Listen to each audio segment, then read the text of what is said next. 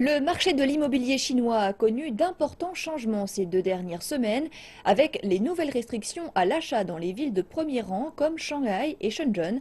Les agences immobilières s'inquiètent d'une faiblesse du marché dans les mois à venir, mais pour les analystes, le besoin en logement reste fort.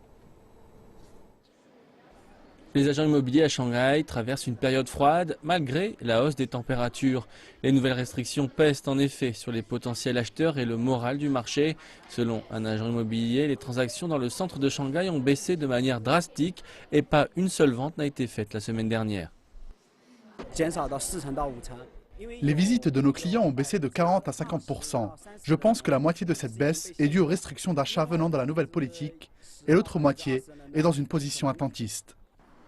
Les promoteurs ne peuvent pas attendre puisque leur chiffre d'affaires chute. Durant la première semaine après la politique, 577 000 m² de nouveaux logements ont été livrés, 14% de plus qu'une semaine auparavant. Les ventes toutefois ont totalisé 480 000 m² en chute de 35%. Pour les analystes, les nouveaux logements seront en première ligne pour une baisse de prix. Les promoteurs pourraient utiliser diverses mesures pour répondre à la baisse du moral du marché. Les prix seront flexibles. Ils vont livrer de nouveaux logements avec des promotions et des baisses de prix et voir comment réagissent les acheteurs.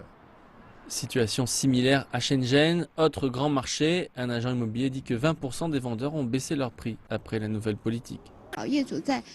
Les propriétaires ont revu leurs prix à la baisse de 3 à 4% en moyenne.